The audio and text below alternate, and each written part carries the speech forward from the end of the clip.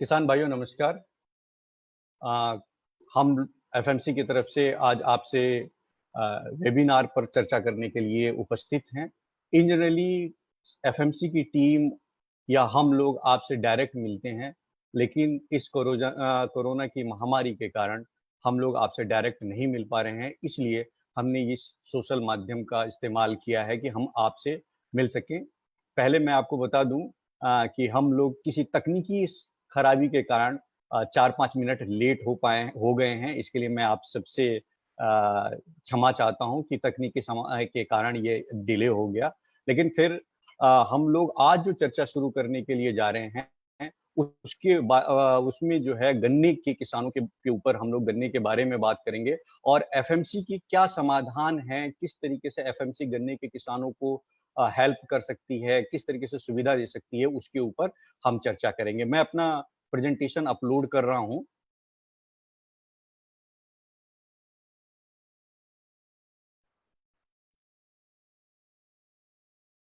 गन्ने की फसल और एफएमसी इंडिया आपको क्या चीज़ें दे सकती है, क्या कृषि रसायन आपको उपलब्ध करा सकती है, आज हम उसके बारे में चर्चा करने जा रहे हैं। मेरा नाम डॉक्टर विजय गुप्ता है, मैं जनरल मार्केटिंग और क्रॉप कमर्शियल मैनेजर शुगरकेन हूँ। तो मेरा जितना एक्सपीरियंस है और कंपनी का जितना एक्सपीरियंस है, उसके आधार पर ये प्रेजेंटेशन तैयार की गई है, जिससे कि आज हम अपने गन्ने के किसान भाइयों से चर्चा करेंगे। तो गन्ने के जितने भी किसान भाई हैं, जो हम सब लोगों के जीवन में गन्ने की खेती करके मिठास भरते हैं, मैं उन सब किसान भाइयों का हार्दिक स्वागत करता हूँ, हार्दिक अभिनंदन करता हूँ। जैसा कि आप जानते हैं कि इस समय कोराजन के कारण हर जगह महामारी फैली हुई है, तो हमें सबसे पहले ये ध्यान रखना चाहिए कि हमारी सरकार जो भी हमें निर्देश दे रही है, उन निर्देशों का हमें 100% पूर्ण रूप से पालन करना चाहिए। जब ज़रूरत हो तभी हम घर से बाहर निकलें या सरकार के जितने भी निर्देश हैं, उनका हम पालन करेंगे, तभी हम कोराजन जैसी महामारी को हरा पाएँगे। अगर मैं अपनी कंपनी एफएमसी कंपनी के बारे में आपको थोड़ा-सा परिचय देना चाहूँ, तो एफएमसी लगभग 137 साल युवा कंपनी है। इसका लगभग 28,000 करोड़ रुपए का वार्षिक कारोबार है। ये दुनिया की सबसे 5वीं बड़ी कंपनी है कृषि रसायन के मामले में। इसके 7,000 कर्मचारी हैं। अगर मैं हिंदुस्तान की बात करूँ, तो हमारा नंबर कृषि रसायन के मामले में हमारा नंबर दूसरा नंबर आता है। ये कंपनी हम लोग जो हैं, कीट नियंत्रण, खरपतवार नियंत्रण, रोग नियंत्रण और पौधे की स्वास्थ्य की दवाइयाँ लेकर के आप लोगों के समक्ष हिंदुस्तान में उपलब्ध हैं। अगर हम गन्ने के बारे में बात कर रहे हैं, तो गन्ने के उत्पाद को प्रभावित करने वाले कुछ कारण होते हैं, जिसके बारे में हम चर्चा करना चाहेंगे। जैसे कि गन्ने की ऊँचाई और गन्ने की मोटाई। अगर गन्ने की ऊँचाई और मोटाई ज़्यादा होगी तो वास्तव में उसका अल्टीमेटली गन्ने का वज़न ज़्यादा होगा। जब गन्ने का वज़न ज़्यादा होगा तो गन्ने का उत्पाद भी ज़्यादा होगा।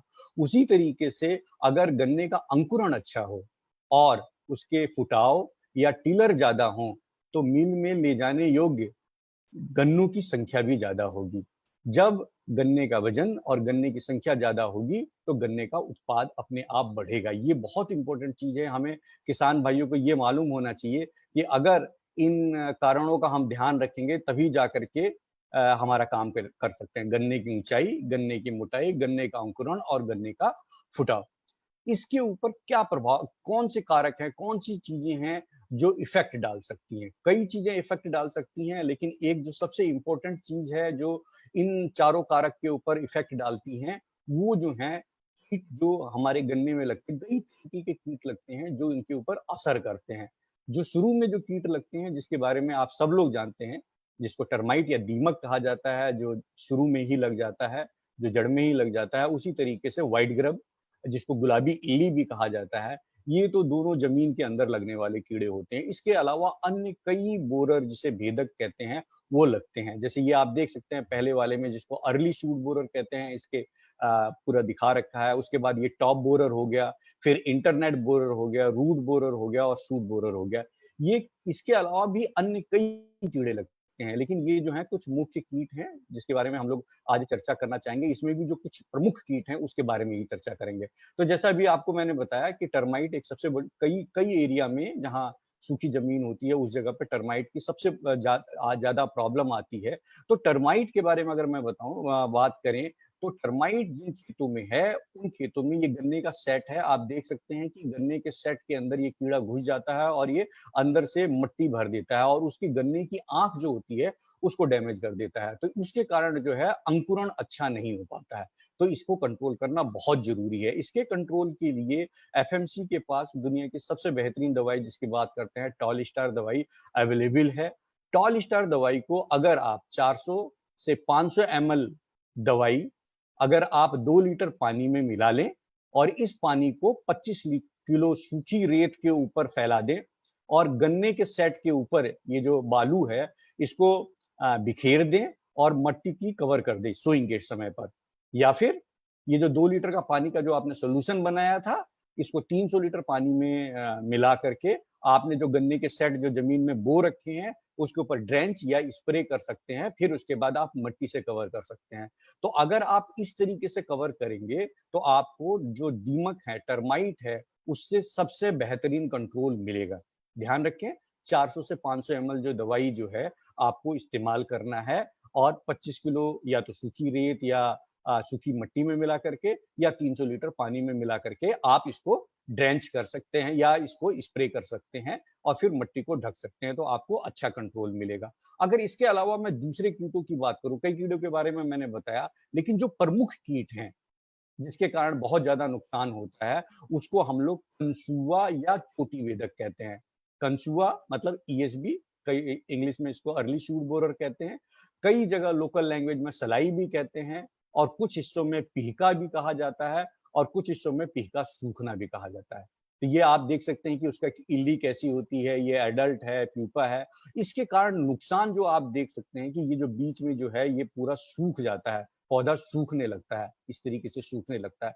इसके अलावा जो दूसरा कीड़ा होता है जिसको टॉप बोरर या मुड़िया कहते हैं, उसकी जो ये इल्ली है, एडल्ट है, ये नुकसान इसमें पत्ते के ऊपर अगर आप नुकसान देखेंगे तो ये पत्तों पे कई छेद बना देता है। देखिए इसके ऊपर ये छेद बने हुए हैं। इन दोनों कीड़ों के कारण गन्ने की ऊंचाई, मोटाई, अंकुरण और फुटाव को क्षति पहुंचती है। ये दो जो इंपॉर्टेंट कीड़े हैं, इसके कारण इन चार चीजों जो गन्ने के मुख्य कारक हैं, जो उपज बढ़ाने वाले कारक हैं, उसके ऊपर असर पड़ता है। यहाँ आप देख सकते हैं, इसको मैंने आपको कंसुआ के बारे में दिखा रखा है। ये डैमेज देखिए, ये बीज का कैसे डैमेज हो गया है और उपज जो है 22 से 33% तक कम हो जाती है। गन्ना प्रजनन संस्थान कोयम्बटूर में है, उसके अनुसार अगर कंसुआ का कंट्रोल ना किया जाए तो ये 22 से 33% तक उपज को कम कर सकता है। अगर मैं उसी तरीके से चोटी वेदक की बात करूं, चोटी वेदक का ये आप ये देख सकते हैं पत्ते के ऊपर किस तरीके से छेद हो जाते हैं। इसके कारण जो है 21 से 37% तक की उपज में नुकसान होती है। जब हवा जो है में नमी हो जाए, थोड़ी सी भी बरसात हो जाए या फिर गर्मी का मौसम हो, तो इस टॉप बोरर या चोटी बोदक के इन कीड़े के लगने का समय हो जाता है। इस समय अगर बरसात हुई थी, इस समय कई जगह पर हमने देखा है कि कंसुआ के संग संग चोटी वेदक के कीड़े भी आजकल दिखाई दे रहे हैं। इन दोनों कीड़ों के कारण लगभग 22 से 33 और 21 से 37% तक के उपज में नुकसान हो जाता है। तो ये बहुत मुख्य कीड़े हैं, इनको कंट्रोल करना बहुत जरूरी है। जो किसान काफी दिनों से गन्ने की खेती कर रहे हैं, उनको अच्छी तरीके से मालूम है कि कंसुआ और चोटी वेदक को रोकने के लिए उनके पास कौन सी दवाइयां। बिल्कुल सही, आप बिल्कुल सही सोच रहे हैं।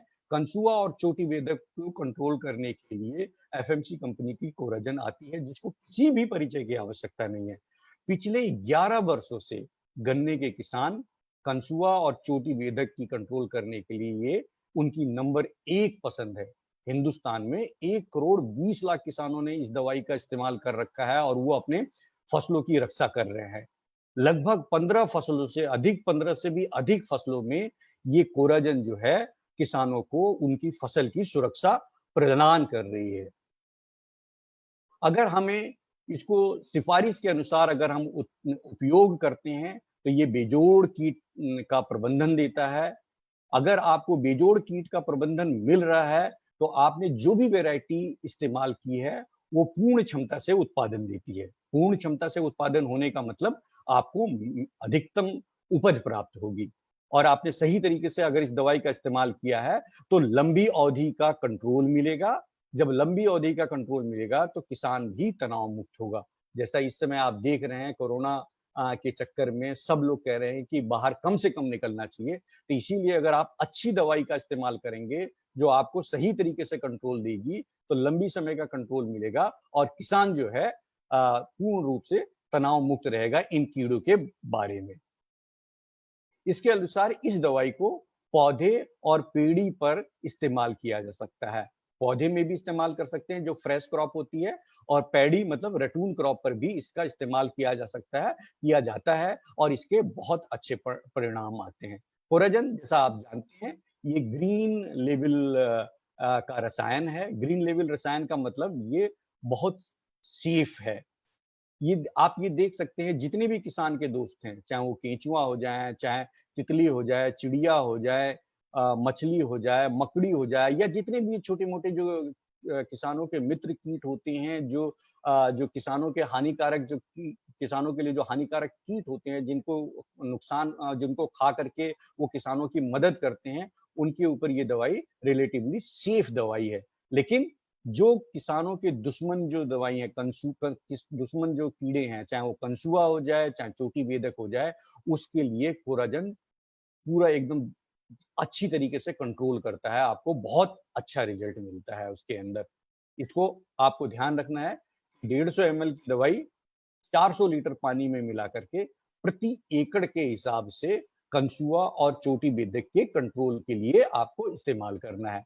फ्रेश क्रॉप की कंडीशन में जब आपने गन्ने की सोइंग कर रखी हो, जैसे कि अभी कई हिस्सों में अभी गेहूं की कटाई के बाद बहुत से किसान फिर से सोइंग करने के लिए जा रहे हैं या फिर जिनकी गन्ने की फसल लगभग 40-45 दिन की हो गई है, वो वहां पर इस दवाई का इस्तेमाल कर सकते हैं। 150 ml दवाई जो है आपको 400 लीटर पानी में मिला करके ड्रेंच करना है और ड्रेंच करने के बाद जो है 24 घंटे के अंदर हम सिंचाई की सिफारिश करते हैं। अगर आपकी पैडी की फसल है, पैडी की फसल में लगभग जब पैडी की जो गन्ना जब है 4-1 इंच का हो जाए, 4-5 इंच का हो जाए, उस समय जब दूसरा या तीसरा पानी देने का टाइम हो, तो यही दवाई 150 ml 400 लीटर पानी में आपको जिस तरीके से पैडी में बताया गया था, उसी तरीके से इस्तेमाल करना है। आपको ध्यान रखना है कि ड्रेंचिंग में ज्यादा से ज्यादा दवाई जो है जड़ तक पहुंचे, जमीन तक जड़ के अंदर जाए। अगर खेत में पत्ता है ट्रेसेस हैं तो हमें जड़ के पास से ट्रेस हटा करके इस दवाई का इस्तेमाल करना है और 24 घंटे के अंदर स्प्रे करना है। वही 150 ml की दवाई 400 लीटर पानी में मिला करके आपको ड्रेंचिंग करनी है, चाहे वो फ्रेश क्रॉप हो चाहे रेटून की क्रॉप हो, पेड़ी की फसल हो, दोनों फसल के लिए एक ही तरीके से कंपनी रिकमेंड करती है और किसान जो है इसी को यूज करते हैं। और इसका घोल बनाने के लिए जैसे मैंने आज 400 लीटर पानी की बात की, 400 लीटर पानी का मतलब 27 नैपसेक स्प्रेयर पंप हो जाते हैं। तो आप एक बाल्टी में 27 मग पानी लें, उसके अंदर 150 ml दवाई मिला करके अच्छी तरीके से घोल बना लें। उसके बाद आधा नैपसेक भर लें और एक भाग जो है आप अपना जो स्टॉक सोल्यूशन जो ये आपने बनाया है वो इसके अंदर डाल देते हैं और फिर रिमेन बाकी में भी पानी डाल करके आप जो है अब स्प्रे के लिए तैयार हैं। जैसे ही आप स्प्रे के लिए खेत में पहुंचेंगे आपको करना क्या है, नोजल खोलना है और नोजल खोल के खेत में आपको स्प्रे करना शुरू कर देना है। गन्ने वो जो घोल जो है जड़ तक पहुंचना जरूरी है। ये देख सकते हैं आप, हम जो स्प्रे कर रहे हैं ये पौधे को भिगाते हुए जड़ तक जा रहा है और अगले 24 घंटे के अंदर हमें सिंचाई करना जरूरी है कि हम खेत के अंदर सिंचाई कर दें। इन सब चीजों के लिए जब हम अच्छे तरीके से रिजल्ट की बात कर रहे हैं और बाकी चीजों की बात कर रहे हैं, लेकिन कुछ एक चीजें हमें ध्यान रखनी चाहिए। अगर आप अपनी फसल सुरक्षित चाहते हैं, बिल्कुल सब लोग सुरक्षित चाहते हैं, तो आपको ये ध्यान रखना है कि आप जो दवाई खरीदें, अपने भरोसेमंद डीलर से दवाई खरीदें या शुगरकेन की जो गन्ने के जो किसान हैं, उनके लिए ये दवाई चीनी मिल में भी उपलब्ध है। आप चीनी मिल से भी दवाई ले सकते हैं। अगर आप दुकानदार से दवाई ले रहे हैं, तो पक्का बिल अवश्य लें। अगर कोई भी शक है तो इसकी प्रामाणिकता के जांच के लिए जो आइजोन स्टिकर जो होता है उसका जो नंबर होता है उसको 9211700500 पर आप एसएमएस कर देंगे तो आपके पास उसकी प्रामाणिकता के सबूत आ जाएंगे कि ये दवाई प्रामाणिक है कि नहीं है। इसीलिए मैं बार बार कह रहा हूं कि आप अपने अच्छे रिटेलर जो जान पहचान के रिटेलर हैं या शुगर मिल से दवाई ले।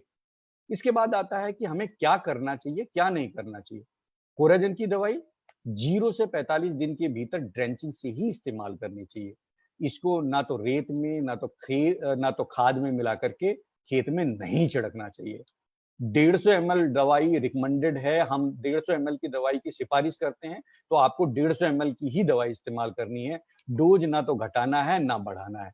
जिस तरीके से 400 एमएल प्रति एकड़ के हिसाब से दवाई रिकमेंडेड है 1 एकड़ में स्प्रे ड्रेंच करने के लिए, आपको भी वाटर वॉल्यूम घटाने की ज़रूरत नहीं है, ना बढ़ाने की ज़रूरत है। कोशिश करें लगभग 400 लीटर पानी का ही इस्तेमाल करें और 24 घंटे के अंदर सिंचाई करने की कोशिश करें, सिंचाई करना ज़रूरी है। उसके अलावा ये दवाई कंसुआ और चोटी बेधक ईएसबी और टॉप बोरर के लिए ही रिकमेंड है, अन्य कीटों के लिए रिकमेंड नहीं की जाती है। आइजोन स्टिकर देख करके आप दवाई का खरीद सकते हैं और फसल चक्र में एक बार एक ही कोराजन की रिकमेंडेशन दी जाती है कि आपको एक ही बार ये दवाई का इस्तेमाल करना चाहिए।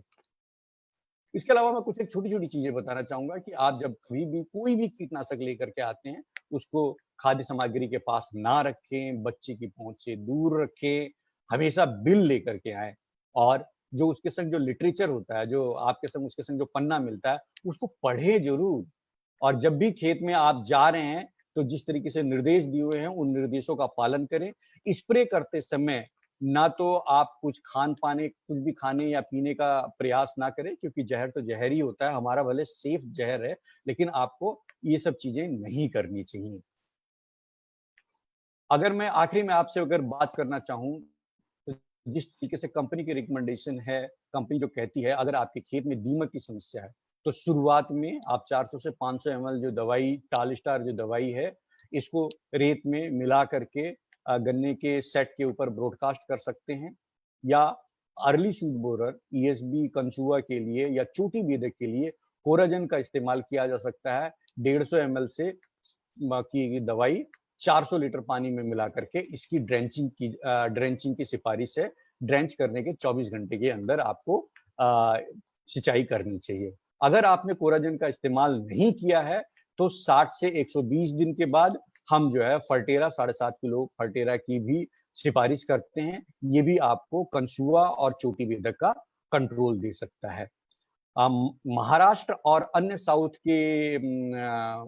इंडिया में हमारे पास एक खरपतवार नियंत्रक भी है जिसको अथॉरिटी नेक्स्ट कहते हैं और भी पादप स्वास्थ्य की जो है हमारे पास कई दवाई हैं जिसके बारे में निट्रोमक्स, जिनाट्रा और लीजेंड करके जो दवाई आती हैं। अगर इसके बारे में अगर आपको कोई भी जानकारी प्राप्त करनी हो तो आप हमारे एफएमसी के जो सेल्स की टीम है या मार्केटिंग की टीम जो लोकल टीम है, आप उनसे संपर्क कर सकते हैं, वो आपको उसके बारे में जानकारी दे सकते हैं या फिर आप हमें ask@fmc.com पर संपर्क कर सकते हैं या फिर हमें 1800-102-6545 पर संपर्क कर सकते हैं या फेसबुक पर चैट में जाकर के आपके कोई भी सवाल हो, आप उस पे सवाल लिख सकते हैं। हम आपसे कोशिश करेंगे कि हम आपसे संपर्क करें और आपके सवालों का जवाब देने की कोशिश करें।